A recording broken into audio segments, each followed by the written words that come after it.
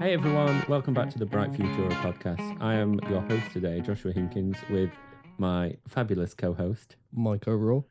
So let's get into it, shall we? I checked as well, and we are recording, so that's good. Just ruined my intro. Yeah, my bad. Wow. I mean, last week, though, we didn't record straight away. There was sound issues, so I thought I'd bring up that I did everything correctly. But now I've done something incorrectly. Yeah. Could have waited till after my intro. Could have done. Anyway, Mike, what have you been up to this past week? Because obviously we didn't record on Sunday, no, we didn't. As you was ever so busy. Yeah, my bad. With it being your busy day. It is my busy day. Your busy day. No, on Sunday, I went to the London Harry Potter studio tour. It was really cool. Did you go on your own? No, I didn't. I went with my my girlfriend. Oh. I just bumped the mic. Yeah. Good. You have a good time? Yeah, it was really fun. It was over quite quick, which is a shame, but it was Were nice. you walking quite fast? No. It was just over quite quick. Well. We actually doubled back twice, I think it was, because we got the children's passport thing. I've got it here actually. Oh. It's that picked up on the microphone. Yeah, it's basically ASMR friendly. Yeah. Cool. It's basically a little notebook where you get stamps, like embossing stamps and all that crap. So we doubled back for some of those. Oh, cool. So we weren't like rushing through. That wasn't there when I went. Was it not? No. Everyone that was around us was like, "This isn't working," thinking it was like an ink stamp, and they were like putting the entire book in there and pressing down, and nothing would happen. We realised by the second one, and then went back and like did it. Yeah. Oh, very cool. Very cool. It was nice to see sort of all the sets and stuff that they actually used to film. And is the bridge still there? Sorry, the bridge is still there. Yeah. That was cool. And I had to explain which bridge it was exactly to someone, because I mean, I'm a Harry Potter pro apparently. I mean, I can. I'm not. I'm not at all. I've got to say, I can vouch for you not being that, because you thought Cedric Diggory was Gryffindor. No, I didn't. I thought he was Ravenclaw. Still, he's different. He's a Hufflepuff. Yeah. I got one thing wrong. Yeah. It was really cool. The gift shop is very expensive, apart from for wands. I feel like wands are the cheapest thing you can get there, which is insane for what they are. Yeah.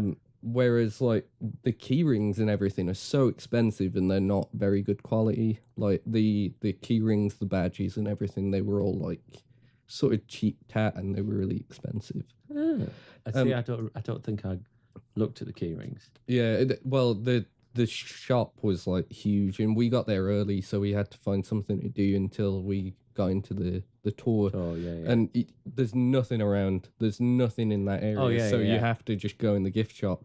And I'm not saying that was deliberate, but it was deliberate. Yeah. The best part for me, I think, was seeing all the little bits that people had to design that no one notices at all.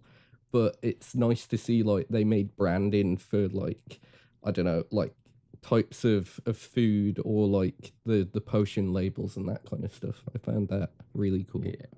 Oh, very cool. Very cool. Yeah. I myself haven't been up to a lot. I've just been doing more uni work. Yeah. Nothing as exciting or extravagant as yourself. I did get more of that Fahrenheit book cover done. Yeah. I've got some more. Update me on that. How's that going? Really well, actually. I've got another cover sorted. I'll have to send you a picture of it later. Yeah. And it's instead of it being a circle now, I've changed it. Well, I've got that one, and then I've added another one where it's just sort of like a really graphic sort of needle, like a hypodermic needle. Yeah, is the one I was thinking of. But yeah, it's still quite a graphic looking cover, and it's really cool. And I'm going to send them to the laser cut tomorrow. To go on what? I've got some blocks of plywood, I think. Not plywood, what is it? Might be Chipboard? plywood. Is it chipboard? No, it's not chipboard. I'm sure it's not. Cheap MDF. Either Anyway, way, it sounds cool. Yeah. Yeah. So that's going to be etched into both of those. What I was thinking of doing was having the cover done printed really nicely, and then in lecture when we're reviewing and critiquing it all, I can throw off the paper book cover and reveal on the actual piece of wood that I've done it on there. You know what would be interesting? That just popped into my head. I don't know why, but getting the actual print, the actual like designed book jacket printed on some, you know, the fake tattoo transfer paper, like putting that directly onto the wood, because whenever you use that stuff on anything that isn't skin, you get bits that are like missing, and it looks really cool. That could be interesting. I might have a look at that. Also, I still need to sort out the metalwork part for that. Yeah, that's the part that I want to see. I really want to get that sorted. Hopefully next week. What date are we on today? 7th, ain't it? So it'll not be next. It'll not be next week. It'll be the week after. I can get that sorted.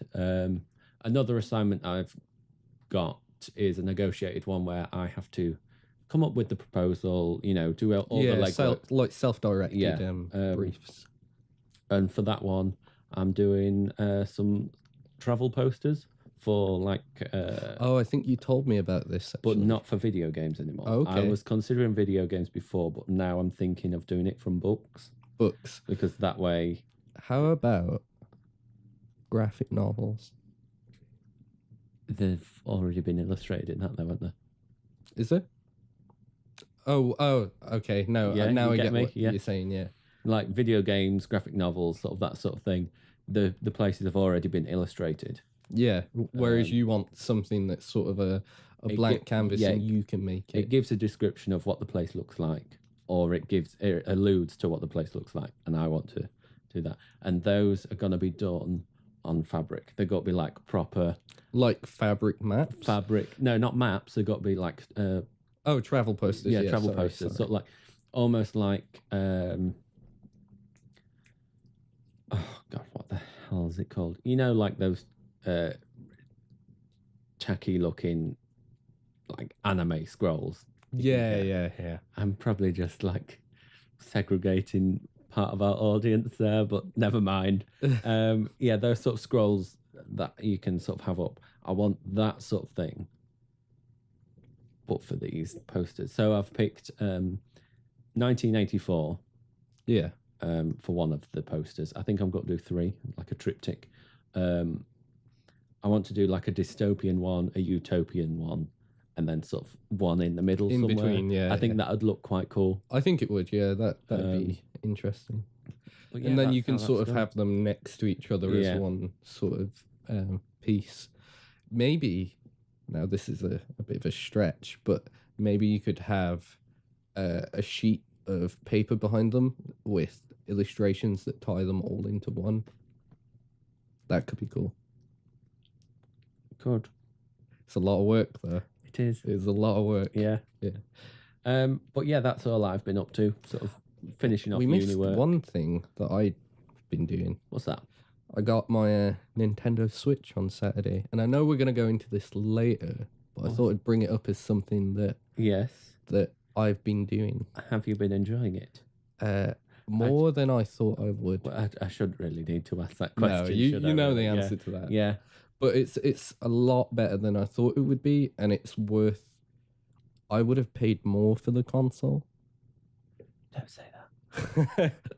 No, I mean, if anyone from Nintendo, it's so expensive. That is so expensive. Oh my God, I'm a poor student. I can't afford anything. It's so expensive. Please lower the price. It's so expensive.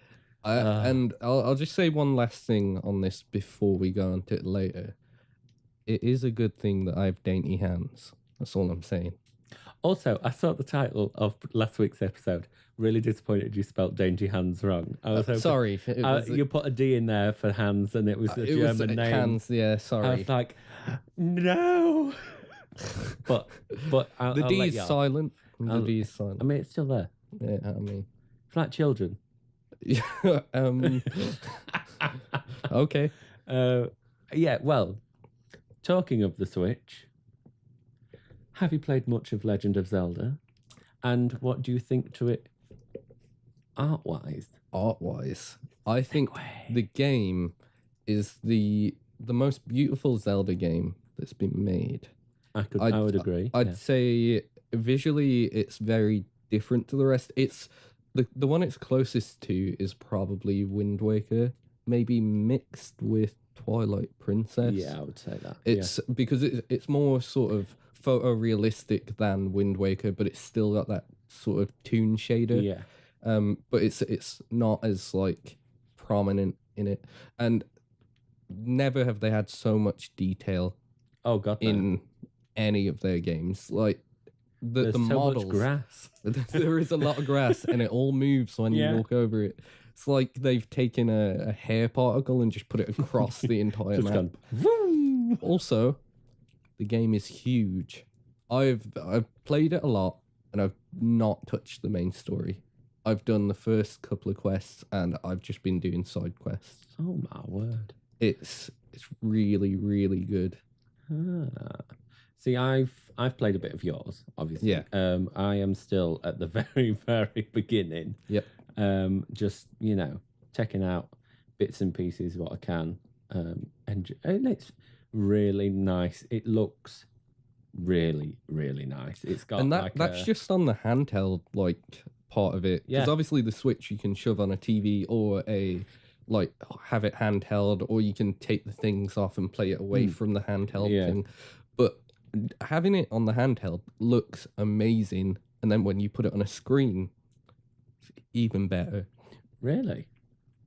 Well, you see, it comes with the dock, obviously. Yeah, You put it in the dock, it goes on the TV or a monitor or whatever you hook it up to.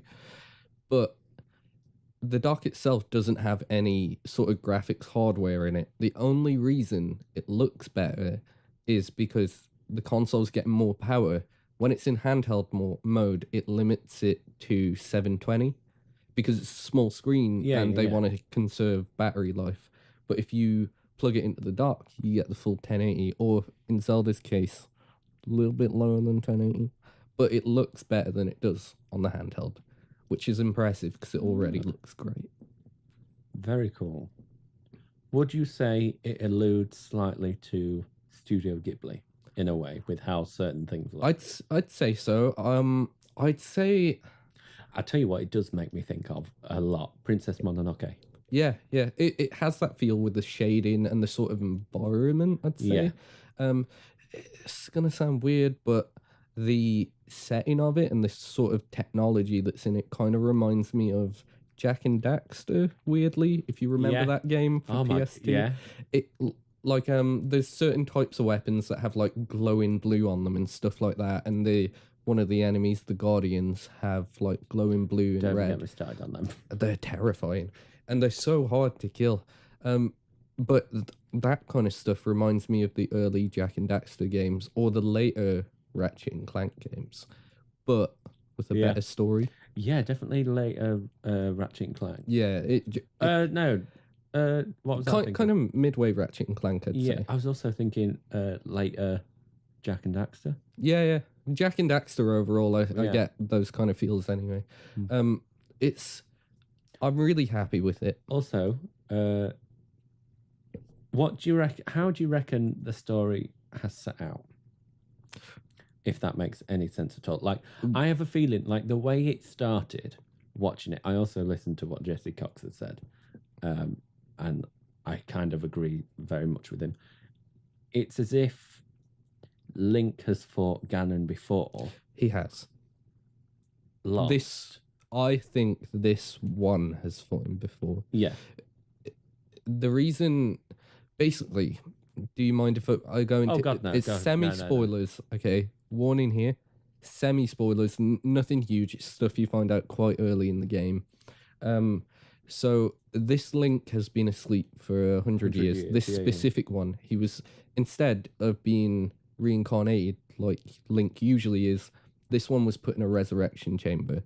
He himself has fought Ganon before and lost, which is the first time we've actually heard of Link losing to Ganon. Yeah. Which I find really interesting. And then we have some recurring characters, and then we actually have a lot of new characters, which I like because Zelda always reuses characters. It's very rare we get notable new characters. Yeah. Also, the girl we've seen in it, definitely Zelda or not? I would like to think it's not. What girl? Sorry. You've not seen the trailers and whatnot for it. The girl who's crying and whatnot. She's in it, yeah. Yeah, in the trailers, that's her. That's she Zelda. is in it, yeah. It's a shame, but I mean, there's some weird stuff going on that is interesting about that. I would have, because she's still quite young and it's been 100 years. Either she's sold her soul to the devil, and the fact that you're not moving your face at all tells me that something has happened along that line. No, I haven't gone that far into it, but I know a couple of things, which I'm going to avoid completely. That's the only spoiler we're going to go into for this, because this is not a game that should be spoiled for anyone. No. You won't expect what this game is actually like, because it is different to your normal Zelda games. Yeah. It's better as well. In my opinion, this might be the new best Zelda game. Which is, I can get behind that. That's a big statement, but I think it's accurate. Yeah. Very cool. Very cool. Also a beautiful game. Go on. Yeah, it most definitely is. So our second topic. Oh, guys, this is going to be a very video game heavy podcast. It is, yeah, but I feel like... But I've taken a fun spin on the topic, so hopefully you'll enjoy. It's also a medium that has good sort of crossover with sort of graphic design and illustration and art in general. There are loads of artists that end up working on games. Like you got people like Ollie Moss who worked on like Firewatch and stuff like that. Yes. Brilliant games. That's another beautiful game, by the way. Such a nice looking game. Won awards as well for the art, which makes me happy because Ollie Moss is, from what I can tell from his social media, a really nice guy, and he's also a phenomenal artist. Like really good. Ollie, we want you on the podcast. We can dream. Hey, it's been put out into the ether now, so it has to happen now. Yeah, it has to. Yes. Anyway, actually, if you're listening to this, go ahead and tweet at Ollie Moss and get him on the podcast. Do that. Do the thing, Julie. What's it saying? Overwatch, new character, Orisa. Very cool. The character design is insane. It's completely different. When you play games, or if you've ever seen games, I assume you have because you're alive. I wondered who you were speaking to for a minute. I didn't know whether it was me or the audience. The audience. Right, okay. The general populace of everyone. You know that sort of females are designed in a certain way usually in games. The new Overwatch character is a female. It's a female robot. Yeah. But it doesn't look like you would assume a female character would look like in a video game. No, she looks great. She is... You know what? I feel like they literally got a bunch of different body parts printed out on a wall and just threw darts, and they were like, yeah, and now we need... Body parts, animals, what else? Robotics. Robotics, Let's find a nation for them, throw a dart at an atlas. Why not? Let's find a musical instrument. Let's just do that as well. It was... I don't even know how they came up with this character. Me neither. So basically, Orisa looks like well, I say looks like she is a robot centaur with a Gatling gun on one hand, and then a shield that she can deploy on the other. And she's got like almost ram horns. Yeah. But they don't come. I feel like they're supposed to be sort of ceremonial, like garments almost, but robotic. It's really it's very cool. She looks really cool. Plays very well. Yeah, really, really good character. Yeah. So with that being said, how do you go about your character design, Mike? How do I go about my character design? Yep. That's an interesting question. If you ever make your own characters, which I have seen that you have. I have. I've made a lot of characters. A lot of them that I don't generally share. But what I try and do is sort of come up with an archetype, if that makes sense. So but my archetypes wouldn't be the generic ones that you're used to. Like, I have a female character that I made once that is she's sort of a tribal warrior. She has like a big glowing staff and stuff like that, but she's like one of the most muscular people you've ever seen. But she's a young, like, female character, and I try and sort of show the personality in the design as well. So she's quite an aggressive character, for such a like young character, and because she's young, she has this like smug look on her face, while like the way she stands is quite an aggressive, almost like masculine form. Very open sort of body language. Yeah. I like to sort of design like a character around their personality. So if like they're a confident character, they'll stand in a confident way, or like if they're villainous, they'll be sort of overbearing and like sort of every time you see them, they're in this sort of elevated pose that's like sort of meant to make you stand back a bit and be like, whoa, you're this person is not to be messed with. Yeah. I like to get their personality in their visuals. That's what I do. Very cool. Very cool. If you want to know about the process and stuff like that, my process is interesting because it takes ages. We'll get back to that later in the episode. So yeah, for myself, it's kind of different from that quite a bit. I tend to stick with shapes basically. Yeah. So like a specific character. Like recently, I made an old man for a character and basically stuck to using squares or oblongs, basically 4-sided shapes, we'll call them, for the whole character. Yeah. And did not sway from that. So his head was square, his body, the whole way down. And sort of like confining myself to one shape to make it gives a really interesting, I suppose in a way that gives them sort of a personality. Because if you draw them sort of oblong and like sort of rigid shapes, they appear to be sort of like a kind of rigid or like strong person or something like that. Yeah. So you more base who they are as a character on the design itself. On the shape of the actual person. That's interesting because whenever I make a character, I create them in my head first, and then I come to the design later. So I'll know who they are, and then I'll draw them. Yeah. I like There's that. a lot of opposites in the way that we work, which is really weird because a lot of the stuff we make is quite similar. Yeah, it's just not like so the much recently though. I've noticed because I'm not doing vector like ever at the minute. No, because I use Illustrator like every day for my job, so I don't generally open it when I'm like creating characters or drawing at home. Also, I can't do any like digital painting on the trackpad of my. I suppose that's true. Yeah. Then again, I do notice you draw a lot of almost Disney style drawings as well, which is you do it with pencil crayon, right? I hate the Yeah. phrase pencil crayon. That's a very Midlands thing. That's a I just call it a crayon. I call it a pencil. What, even if it's coloured? Colored pencil.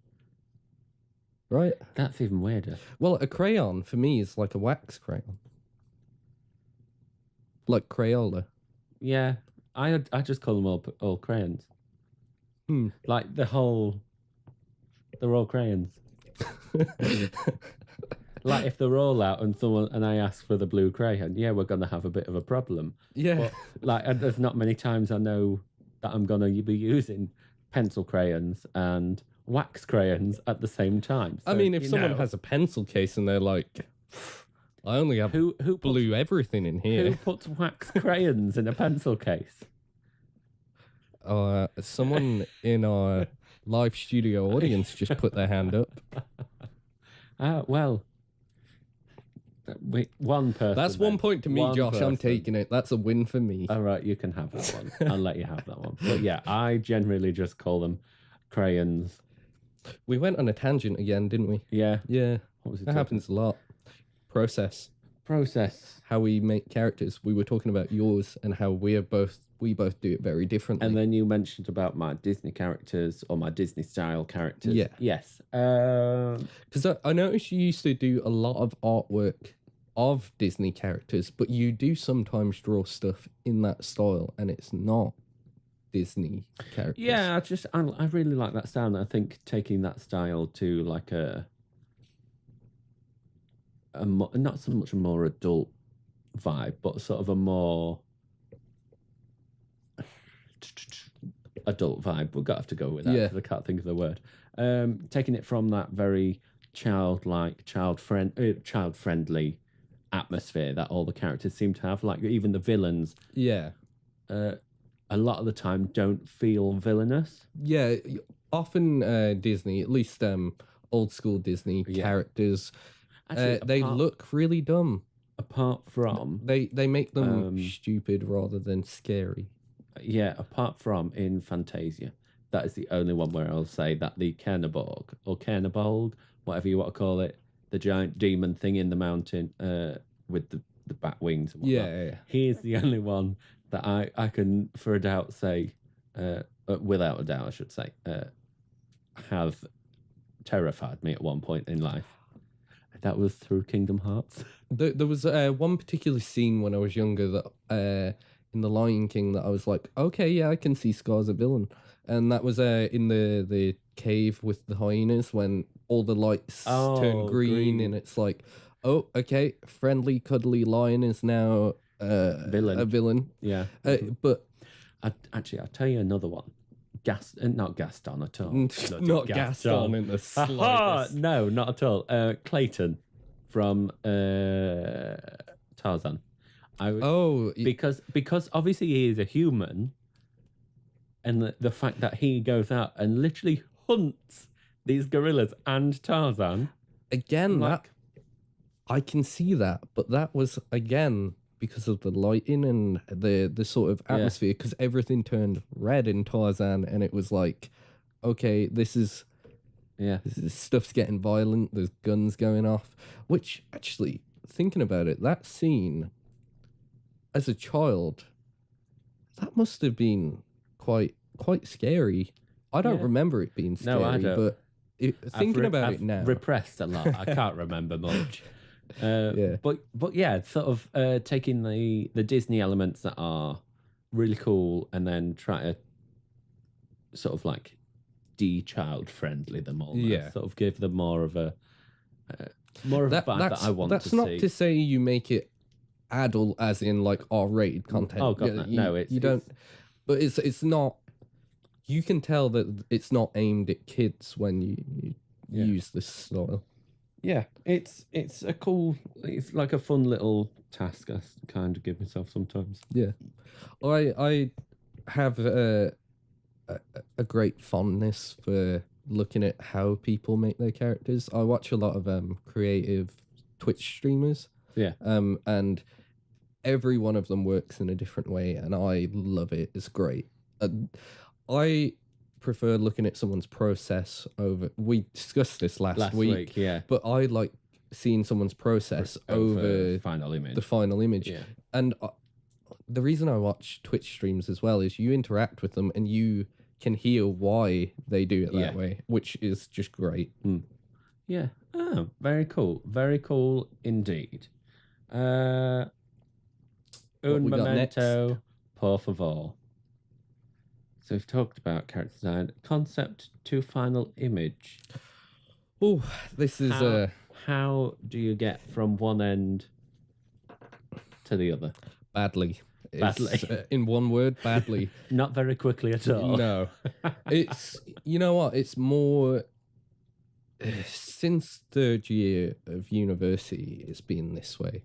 It started in my third year that this happened. I used to get illustrations done really quickly, and I think a lot of that was I wasn't very good. Because I used to do this thing where I would change style sort of every week, and I still do to some degree change my style quite a lot, but I hadn't figured out the one that I really liked. So I would just dabble with a style and I'd be like, yeah, that's done, that'll do. But now I know what I want to do, but it's getting to that point where I'm like, yes, this is done. I find it really difficult to do that. I have a perfectionist problem really, really badly, because I wouldn't call myself an illustrator. I'm a graphic designer, and I have been for like ages. Illustration is more of a hobby, and I mean, I'm getting better at it recently, but it's never been something I've been like hugely confident in. So it takes me a while. Like certain illustrations have taken me months, as you well know. Oh yes. And then certain ones, like, I'm really confident in my vector stuff because that to me feels like graphic design. I'm far too familiar with Adobe Illustrator. I use it every single day, literally every day. Yeah, same, to be honest. So when I do vector stuff, I can do really detailed, in-depth vector stuff, like my old Galactus print and my I have a moth print with a dream catcher that I did quite quickly, and that's very detailed as well. And I do like that stuff. It's not really what I want to focus on anymore, though, because again, I have this other problem where I want to constantly be learning. I want to learn new things.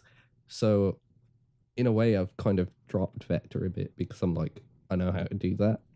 So now it takes me ages to finish one illustration. But how I actually get there is, like I said, was it last week? Taking breaks. Yes. I take breaks, I come back, same day. I'm not talking like that's why it takes months to get things done. I also don't have much time, okay? I take a month break. I go to Barbados, you know, have a whale of a time, all that jazz, yeah. Right. No, cool. I take breaks and I come back and I think, like, is there anything here that I immediately hate when I get back? And then I'll change it. And, you know, don't be afraid to redraw things as well. Oh, God, yeah.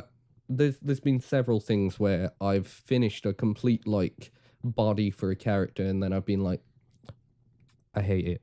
And I've just redrawn. And you can redraw over the top of what you have as a reference and just refine things. And that's what I did with my May print from Overwatch. Oh, yeah. Do you remember how many times I redrew that body? No, I don't actually. It was a lot. It was like 5 times. I drew different poses, different bodies. Redrew the hand about 1 million times. Oh yeah, because it was nailed the gun though. Nailed the gun in one go. That was really cool perspective you had on that. It's really cool. So I have a problem with getting to the final thing. I should be quicker by this point, but I won't let myself be. There are times where I can honestly say, yeah, I've finished that, but I'll keep going. Yeah. It's a big issue for me. What about you? How do you get from concept to final product, final design?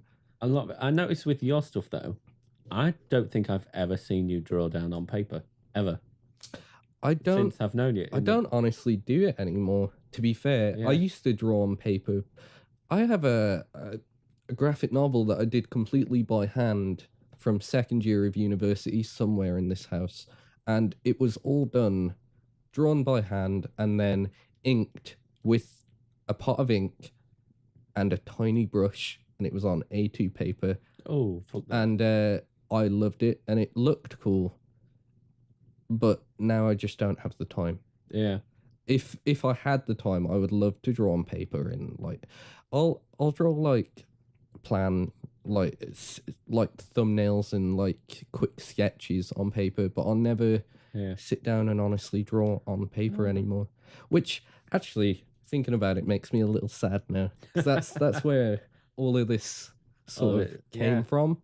Because I used to just be that kid that stole all the paper and all the hoarded all the scrap paper. Yeah, same. Yeah, for me, it definitely starts with like drawing on paper. I'll do like different heads and positions of where they are and whatnot. Forgot to mention one thing on mine. I constantly look back at photos I take myself as reference. We mentioned that briefly on another episode, might have been second, third. But I'll take photos of myself for certain poses if I need a reference. And that helps me a lot because I'll look at references before I start a thing, and I'll have them off to the side somewhere or something. But Third episode. I end up ignoring them after a while because I don't want to draw what I see, but sometimes I'll have to redraw something and redraw it, and then it gets to a point where I'm like, I need to really see this pose that I want to do, and I'll take a photo of myself, and that helps me along. It skips out so many sort of redrawings of the same thing. What I did start doing last year actually was drawing in pencil crayon. Yeah, coloured pencil, like crayon, whatever you want to call it. So that obviously it can't be rubbed out, especially the Crayola ones. They do not disappear at all. So you kind of force yourself to finish? Yeah, I force myself to finish. I also force myself to get it right. That's a good way to do it. If you have no other option, you will just get it right. And now this is a very odd connotation to make, but my dad was similar when he was younger. He used to play pool. Yeah. And what him and his mates would do when they were playing pool, if you missed a ball, if you missed a pot, you'd have to put £1 or 50p down on the side for each time you missed. It's kind of like a swear jar as well. So obviously start with there's quite a few mistakes and whatnot, and then after a while you're like, oh, hang on, I don't want to be spending like £5 playing pool to give it to my mate. Yeah. So you kind of force yourself into that sort of getting it right, knowing the strokes of how it all fits together. So that's what I've tried to do, and just speed up the work time a little bit. And then once I've done that, I'll probably just take like a quick picture with my phone, and then put it onto my laptop. And then from there, maybe like start my vector work and whatnot. Okay, so you focus a lot on the early sort of stuff so that you speed up the later stuff. Yeah, because if you don't give yourself that time at the beginning and to rectify the mistake that you make there, you get to the end and you're going to notice so many of them when you're finished. It's going to be a nightmare to correct them then. So I try and make sure that the very early stages and then sort of like the refining of those stages is done to quite a good standard. Yeah, that makes sense. I do the same thing with graphic design. Like I'll make a big emphasis on the early stage stuff and the prep work so that it's quicker in the later stages. It just makes more sense, really. I mean, if it's something that I've done time and time again, then I'll just completely miss out those beginning steps. Yeah. And then just get straight on with it because you've done it before, or if it's something that you know what it looks like, you know the shape of it, you can just Like for instance, my book cover today was a hypodermic needle. So I was literally like, oh, that's just like an oblong with some markings for measurements. Yeah. And then a thin bit out the end. You're like, it's done in 10 minutes. Yeah. It's fine. It's muscle memory. Yeah. It's like just that's easy to do. one of the things that helps quite a lot. So if you draw in the same shapes and whatnot, or for instance, hands and whatnot, get drawing those a lot. I know a lot of people hate them. It's not that for me. It's feet. Feet. Why feet? I hate drawing feet. They're weird shapes. Shoes are weird. Have you looked at shoes recently? They're weird shapes. And then getting those in perspective as well is really odd. That's my one thing with drawing that I'm like, I hate them. So usually they're just like long hands. Nah, they're drawn differently though. I suppose if you break them down to the very base shapes, they are literally just they are honestly long hands. Yeah, they are. But the problem is, you always have your feet covered with something, and shoes are a pain for me. I don't know what it is, because I can draw hands, and I can draw hands in weird shapes, and because I mean, hands are usually the thing people hate, but I quite enjoy it. I like doing stylized hands as well. So I had this one style a while ago where I would draw it in all block color first, like I'd digitally paint it. Yeah. And I assume and then I would draw parts of the lines in, and that was hands looked really cool in that style. It reminded me of Samurai Jack in a way. Which comes back on the 11th of this month. Is it this month? Yeah, 4 days. Yes, 4 days it comes back. But just joking on the fact it comes back then. Hell, that snuck up on me then. We'll have to talk about that next week. Yeah, we can talk about that next week. I'll try and get I'll try and watch it as well. It was sort of this illustration of a young martial artist, and he had fluffy green hair. Yes. It was really cool. Yeah. And I need to do something. The green hair reminded me of almost like a sort of macaroon top come brioche bun. What it actually was it was supposed to reference a leaf, and the character's name was a type of tree in Japanese. Ooh, yeah, he had like the very short ponytail that was like the stem of a leaf, and then he had the fluffy sort of rounded hair. I see. Yeah, he looked like a. His name meant like great tree or something. Oh, cool. Very cool. Yes. So next topic: how do you know when a logo is good and also finished? Neither have to be at the same time. Just to add. Okay, yeah. So this is an interesting topic for me, because obviously I do logos and branding pretty much every week. I see a bread and butter at work. Yeah, that's what I do. I think I was hired because of branding stuff that I did during my trial. I'm not entirely sure. Generally, I'll occasionally have a sort of design block where I'll sort of struggle with this as well, and I won't know when to sort of stop on one concept and move on to another, or if the concept itself is even good or viable. Yeah. But generally, I can do brands quite quickly, and what I like to do is focus on one thing with the brand or the logo and sort of theme everything around that.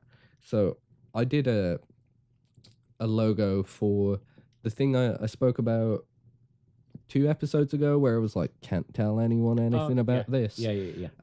So a big feature of this thing involves the number 10.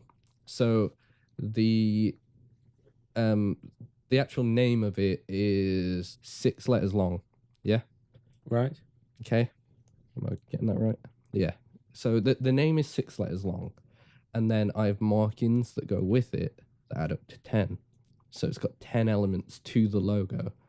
And yeah, so it's about progressing from one point to another, and that doesn't mean it's like a map system or anything like that. But because of this, I use. It's a competitor for Uber. Oh yeah. I alone am replacing Uber. It's a thing. Is it called Meba? Meba. Meba? No. Because it's about progressing from one point to another, I decided to use. You know, when you were a kid and you played hide and seek, and Yeah. sort of you already got found, and you're going along with the person that's seeking and trying to help them, but you don't want to give away too much, so you're getting warmer. Oh no, I was like, they're over that. I was Okay. If I've been found, so is everyone else. Okay, people that don't spoil the fun would say you're getting warmer or you're getting colder. So I did a progression from cold colors to warm. Oh, very so cool. you're getting from A to B.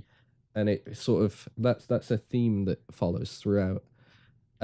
So that's what I do to get a good cohesive sort of brand, more so than logo, because you don't think about just the logo when you're designing it. You think about everything that goes along with it. You have to design the logo to be themed with the company. It needs to have elements that work throughout the entire brand. I think personally that's what makes a good brand or a good logo. Do you start with your logo, or do you start with the main body of this task and then go for the logo? What I do is I start with a mood board for the company. So I'll put together elements that I think sort of resemble the company or the product or whatever it is. Yeah. I'll put together a mood board that includes color schemes, so loads of different color schemes that say pull 6 different color schemes that I think go well with the type of product or company that the logo's representing. I'll then pull images that sort of invoke what the company is as well. Yeah. So it can be like say it's like an eco-friendly recycling company. I'll pull images that sort of relate to that. Lots and of then greens and browns and then I'll try and figure out the thing that all these different images and stuff kind of have in common, or try and design the logo around how all these different things sort of make me feel, or how I think they can be sort of merged into one thing. I like sort of clever logos as well that have like a little hidden thing in that you won't know about unless you were told. So yeah, cool. if you can see elements of the logo be used throughout the rest of the brand image, that's how you know you have a good logo. If it's something that you can sort of follow through to everything else that brand or company has, that's a good logo. For me, anyway. What about you? I know you don't do so much branding or like that side of design. Yeah. But when you see a logo, what do you sort of think makes it stand out as a good logo? I would say for me personally, if the logo hasn't changed, like for instance, as we was on about it a moment before we started. CBS, I think. The television channel in America. That company. It's like a logo, shell or an eye. Their logo is a very basic eye. Oh, it was like an aqua color, the eye, and then they changed it to like a rainbow color or something.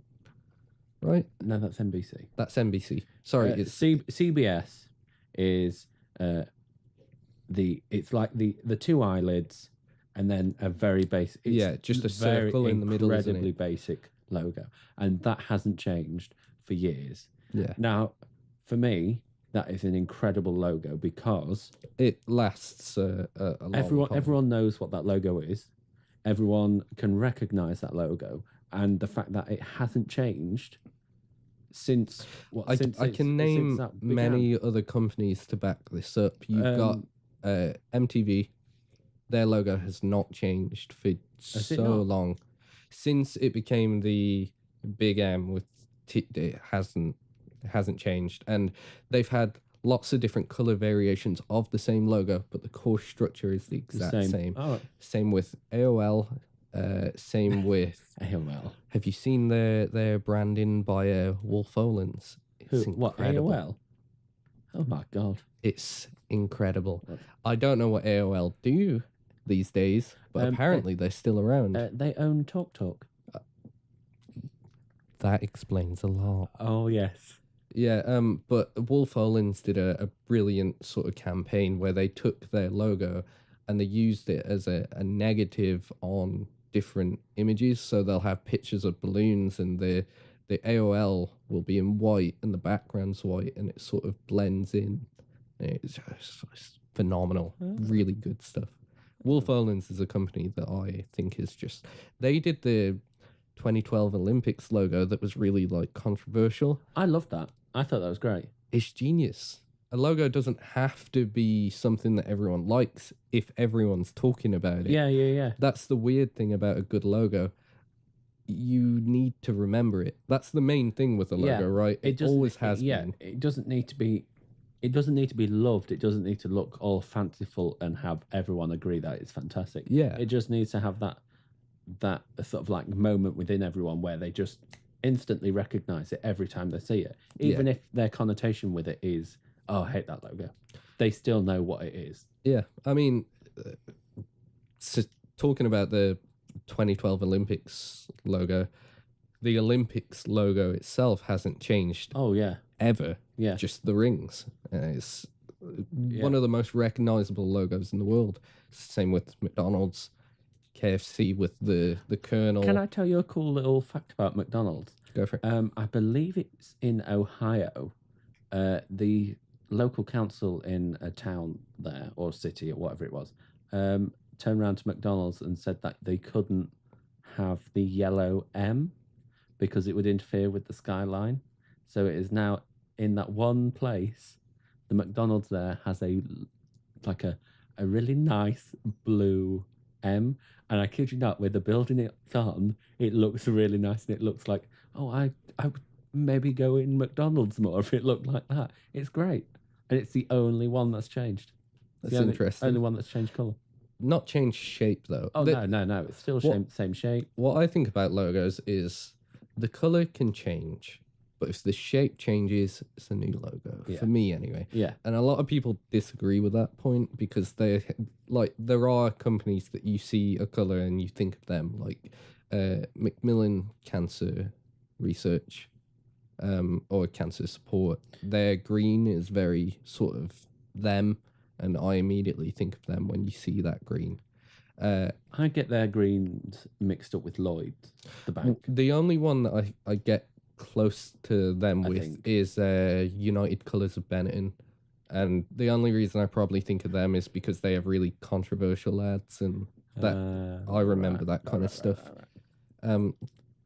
Yeah, to round off my opinions, it has to be memorable. If it's clever, that's a good logo. If it's got things that people might not immediately notice, that's when I feel like you have a good logo. Something that you can carry on throughout the rest of a company or a product's brand. That's when you've got a good logo. Yeah. And when you know it's finished is when you begin to cut out your other concepts. So if you have like loads of different concepts everywhere, and then you start having no problem cutting other ones out, that one is good or finished. I think that's sort of a good way to see it. Yeah, I'd have to agree with that. Yeah. For me, it is a case of if that logo doesn't need to be changed, then you've got yourself a damn good logo. Yeah. So if you were to advise anyone on sort of how to make a logo, and I know you don't generally do logos, but if you could give someone advice when they're making a logo, what would you say? I would do it very much like an assignment, like a written piece of work. Start with the main body of the work that you're doing. Get all that sorted out so you know what's going where, how it all looks, how it all works together, and then go back to the logo, because then you can pull elements from the rest of the work. This is a debate in graphic design. I don't know if you know this because No. you don't do this side of things, but there's a divide. Half of graphic designers do the logo after, half of them do it before. Yeah. I fall into the camp of doing it before, because I feel like that's a good anchor point to base the brand around. If you can nail the brand message with the logo first, you can then translate that into everything else you make. That's for me anyway. Yeah. See, I'm the opposite. I think for me, whenever I've tried to do a logo first, it's never seemed to sit well with the rest of what I've done, because I just can't seem to get the connect right. But then doing it the other way and getting the main body done, like whatever it is that you're designing, that you're branding for, when that's done to a sufficient standard, and then being like, oh, hang on, it works like this, the whole sort of piece. Maybe I can take elements of that into the logo, and it then all sort of works back together. You know why I think that is? I think the way you sort of work with logos and stuff is sort of detached. So say you're doing a logo for something, and you're making other things. You view them as two separate things. Whereas in my head, it's all one. It's one thing. And I also view logos in the way of sort of, say you have an art piece on your wall. Yeah, it's the main feature of this thing. What is the main feature of this art piece hanging on the wall? It's not the frame.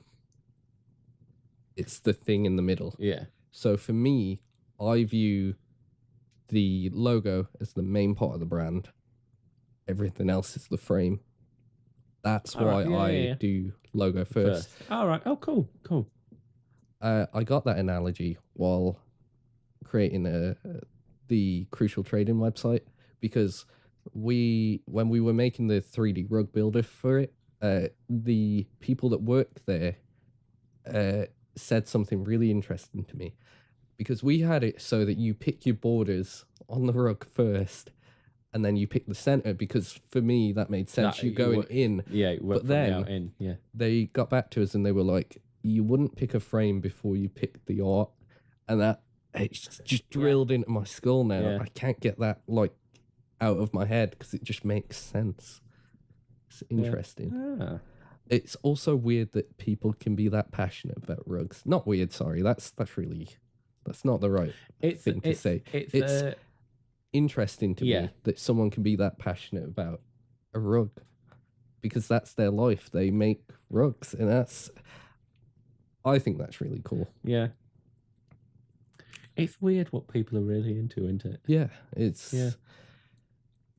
I couldn't imagine what led someone's life to sort of being a person that makes rugs. I would love to know about that journey, because I feel like how what do you see like a really thick black carpet when you're younger, like a grandparent's house, and be like, I want to make that? I don't know. Because to me, carpets, like, you don't think about someone makes those. Yeah, you don't think about that, but it's like you don't think about for the most part, the fact that someone built the house that you live in. Well, it's crazy. That's very... one of the weirder tangents we've gone on in the podcast so far. This is getting metaphysical with the Bright Futura podcast. It's already been a long week, and it's only Tuesday. Yeah, is it Tuesday? And so, you know what time it is? I do know what time it is. Yeah. Are you going to do the thing? Spotlight, spotlight, spotlight. It's a spotlight. Yep. So, Mike, who are you shining a light on this week? I'm glad that's catching on. I'm really, really pleased. So this week I have a very special artist, a very, very talented artist called Janice Chu. Now, Janice Chu does a lot of almost game concept style art, but it's not the traditional game concept that you see, the really photorealistic sort of traditionally painted concept art. It's more like sort of playful, short, sort of stocky built characters in like a really sort of unique style, and It's almost like watercolor to a degree. yeah. To a degree, it's got that. It's definitely digital. It's got that but play it of feels- watercolor, but with yeah. like a really solid color. Like the one thing that I really like about this art style is the colors they used. Yeah. It's also bright and interesting, but it feels pastely and like sort of desaturated. I don't know how you pull off those sort of two things together, but she does a lot of sort of original characters as well. So you've got characters that are like, they look like they could slide straight into a Zelda game, going back to definitely. earlier, or they feel like they could be their own sort of indie title, and they could sort of, I don't know, they feel like they've come straight out of an indie game. Yeah. It's great. And all of her characters are done like really short and really stylized. It's great. She's definitely found how she likes to work. Yeah, 100%. It's like, I mean, she's got a bunch of Overwatch art. I showed you some earlier. I'm showing you one right now of McCree riding on the back of Torbjorn, and It's great. It's great. very playful. Recently, I'm liking a lot of artists that are more playful, just because mine isn't, I guess. I don't generally do playful in my illustrations. Obviously, there's exceptions, but for the most part, I do sort of like raging out like anime people. Yeah. Phenomenal artist. She is on Instagram, Twitter, Behance. Is she on everything? Behance? Yeah, I'm pretty sure she's on Behance. Cool. I could be wrong. I could be making that up. Of course, links will be in the description of YouTube, SoundCloud. I think the description from SoundCloud goes through to iTunes as well. I discovered that. I'm pretty sure it does. That's cool. So that's really cool. All the links will be provided. I highly recommend following this artist. She is very talented and her work is different, and different is always good.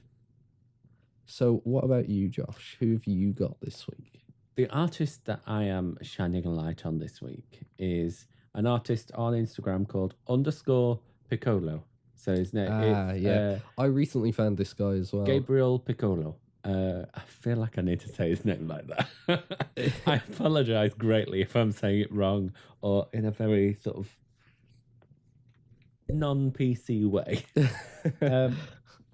He has a lot of sort of Teen Titans stuff at the minute. Lots of comic book stuff. Lots of comic book stuff. Not in a traditional comic book style, I have to say. It's more...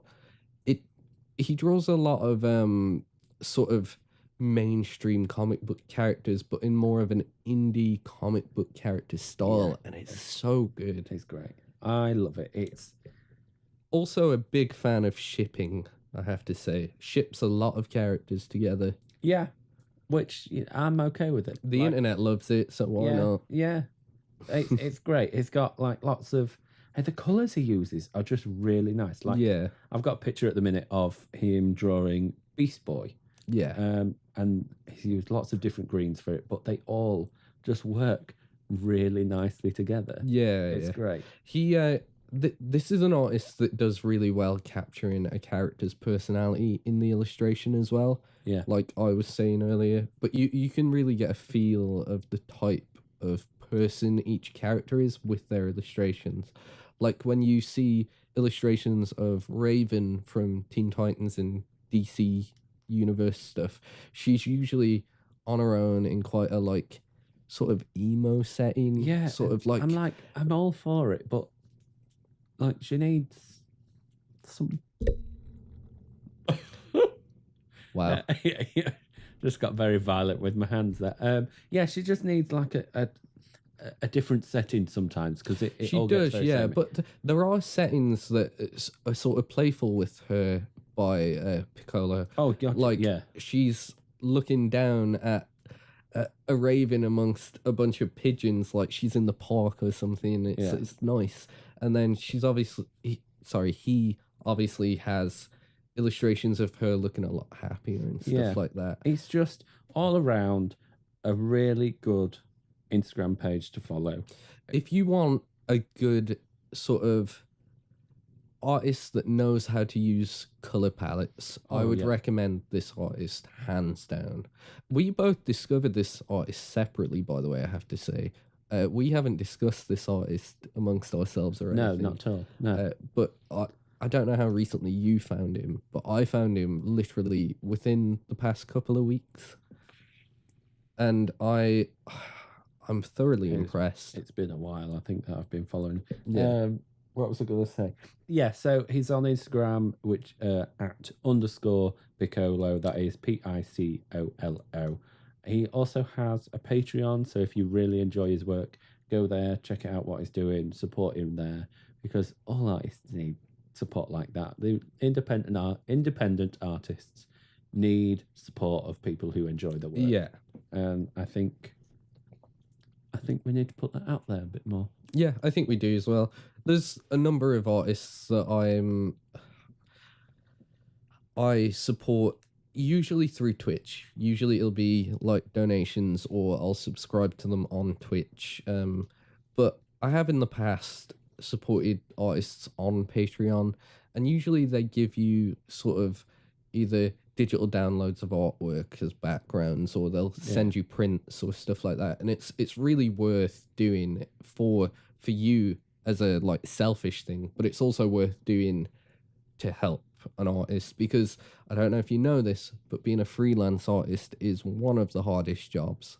It is really difficult to sustain a living as a freelance artist. That's not surprising. Yeah. Yeah, that's all the topics that I had this week.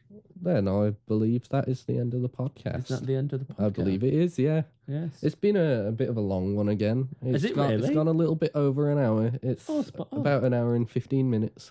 That might Less be our time. topics, longer discussions on topics, though, which is interesting. It's good. Yeah. Well, thank you everyone for watching. I'm in YouTube mode, guys. I'm sorry. Thank you for listening, I should say. I hope you've thoroughly enjoyed this episode. I also want to say thank you if you've stuck around from the first episode and are listening to this one. A really big thank you to you, because we really do need your support, and keep listening. Get your friends involved with it as well. Get them listening. I have noticed that new people are listening, and I've had people message me saying that they've shared it and stuff like that, and that's always appreciated as well. If you do want to share the podcast and sort of show people what we do, I would recommend episode 3. That is probably one of the best examples so far. It's a very, very solid episode. Yeah. Don't show them the first one because the audio isn't that great. Good episode. We were a little shaky though. But, you know. And if you do share it, I would also recommend that you share it on iTunes. That is the platform that kind of helps us the most. Also, if you're sharing it on Twitter or anything like that, tag us in it. Let us you know, let us in on the discussion, what you're having with your friends and whatnot. See what, you know, so we can get a back and forth. And also, if you're wanting to listen to us discuss topics that you are like passionate about, let us know. Leave us a comment in the YouTube description, or even on Twitter, something like that. We'll find it, and we'll possibly discuss it. Yeah, and if you know someone that would be a good guest to have on, you can obviously just message them and tag the Bright Futura Twitter. Yeah, and we'll try our best to get them on. Obviously, no promises based on our end. Yeah, based on who you recommend. They might be way too busy for us to get on. But that would be Andy great. Warhol's a no-go. I know. That's more on our side, though. We just don't want him on. Right? We ain't got the necromancy skills for that shit. Okay, just before we go, if you would like to follow us on our personal social medias, you can find me pretty much everywhere at Mike O'Rourke. That is on Twitter, Facebook, Instagram, and pretty much all the socials. That's MikeOraw. And if you want to find Josh, you can find him at... I can be found at Josh Wah. I believe it's with 6 or 7 A's. Try both. There will be links in the description. Oh, yes. And if you want news on just the podcast, you don't care about us as people, I'm not offended. That's fine. You can follow the official Bright Futura Twitter. That is at BFutura Podcast. You can follow us on Instagram now, which is just Bright Futura Podcast. We're on YouTube and Facebook. Again, just Bright Futura Podcast. If you would like to go ahead and rate and review on iTunes as well, that would be very kind of you, and we will read those out on the podcast. And yeah, that's all we have time for this week. So we will see you, you'll hear us next week on Sunday. Bye. Bon voyage. Every time. Every time. Bye.